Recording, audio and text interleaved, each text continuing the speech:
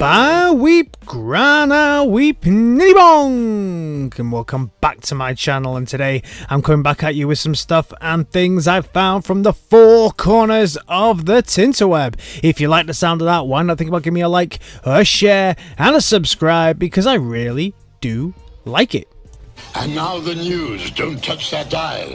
Kicking off today then with Lek Customs. Yep, Lek Customs, the best cell shader in the business. It looks like Fort Max is now completely done.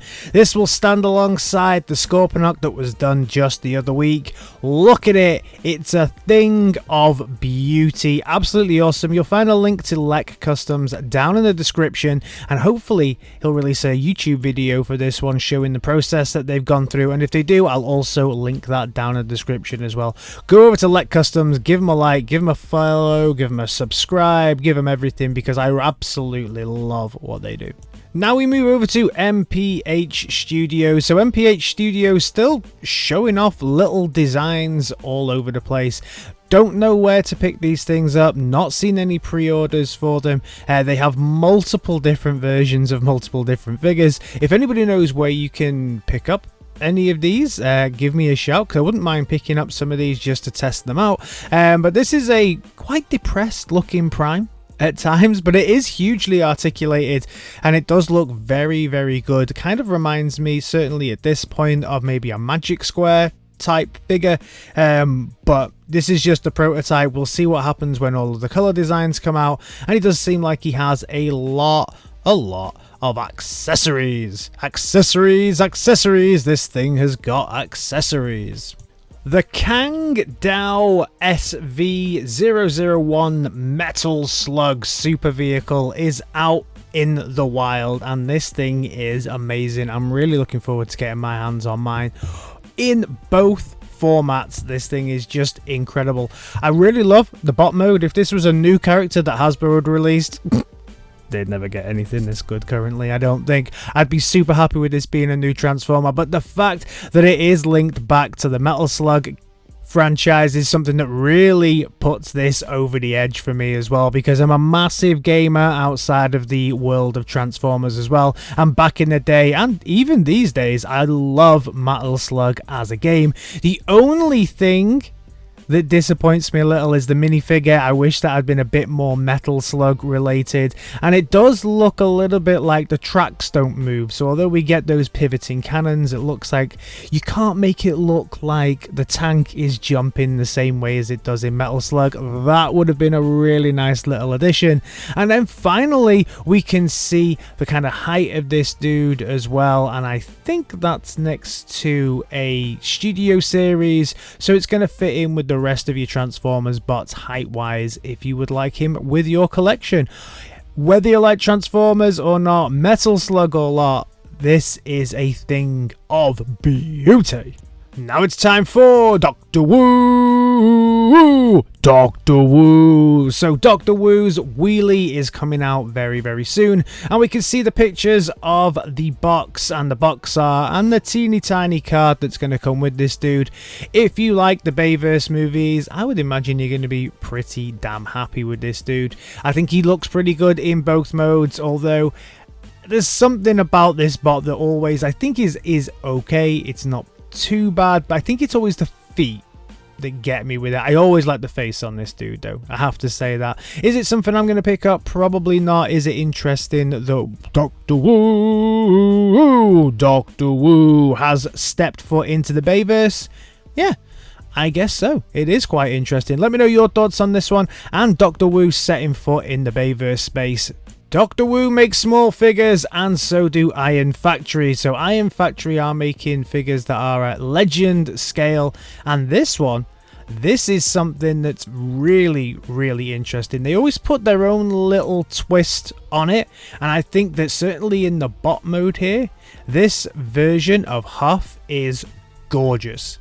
I think this is a thing of beauty, and they have done some amazing work on this. Huff getting a lot of love in 2022, but this, yeah, I'm all about this figure. Even when we get to the alt mode, they've put their own little Iron Factory spin on it, and it looks great, even down to the wheels and everything. I love it. I love it when people kind of take that G1 inspiration, put a little bit of their own spin on it to make something very different. Iron Factory do this very, very well. I'll be keeping a close watch on this one. As I said, everybody's showing a little bit of Huff Love in 2022, and Magic Square are also getting in on the Huff Love action because they're going to be releasing the MSB16 Strongman. So these are some pictures that we've seen over on Weibo, and they've gone pretty much straight G1 with it, which is fine, and he looks okay, but come on. When we just look at what we've just seen from Iron Factory, I think I know which one I prefer. This one kind of has all the pins and stuff on display as well, so it doesn't even look like it's in the same realm as the other one, in all honesty. And then when we get to the alt mode, no. It's a no from me. Sorry, Magic Square. It's a no from me. Moving on next to the MBLX line, and this is going to be the movie Cliffjumper that's going to be coming out. These things are always super expensive but super posable and look pretty damn good, and I do have to say that I like the way that this looks, and it comes with added accessories, heads, hands, guns, you name it. It's not something I get because it doesn't transform, but ultimately looks nice. Speaking of things that look nice but don't transform, Flametoys are the absolute masters of this, and they are going to be bringing us a Leo Convoy. As always, this looks absolutely fantastic. I will be covering this as we see more and more pictures come out of it. I love the angular design of Flametoys. I think if Flametoys Transformers transformed, I'd probably only buy Flametoys if I was honest, because I just love the way that they look. But yeah, doesn't transform, so it's not for me. But I'll keep covering it. Looks good. So, there was a Hasbro shareholders meeting, and they showed some clips of Rise of the Beasts, Transformers 7, if you want to call it Transformers 7, but certainly Rise of the Beast. If you look on YouTube, you may be able to find the clip. I'm certainly not going to share it here because I don't want to get my channel demonetized again, so I'm not going to be sharing that video right here, but we did get to see Prime and what that Prime's going to look like. I think it's pretty much out there now, but it was good to see it on a screen, moving. I think it looks okay. I think it still looks fairly Bay-movie-esque, but it will be interesting to see how it evolves and how it transforms and the other characters as well. I'll certainly be going to the cinema to watch this.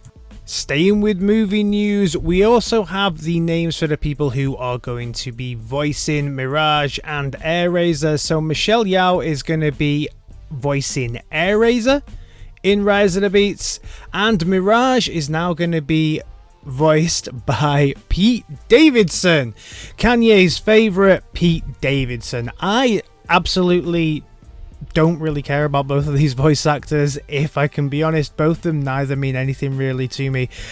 Pete Davidson is not a comedian or anything that I follow personally, but he will be joining the likes of Peter Cullen and Ron Perlman as voices, as well as some other people that have been added to it. I actually quite like Ron Perlman as a choice for Optimus Primal. I know he's voiced him before, so I'm really looking forward to that. And of course, Peter Cullen returning.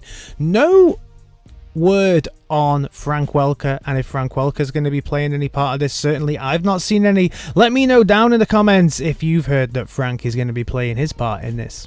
From the silver screen to the screen in your house, and very soon we're going to be getting Earthspark, and it was revealed in a recent trailer that during the Earthspark we're going to have Megatron as a good guy. Now, this has happened before in other Transformers media, but I'm not sure how often it's happened in a cartoon or certainly a kids show, so that'll be interesting. It also kind of looks like from this trailer the Soundwave is coming to maybe hunt Megatron down, bring him back.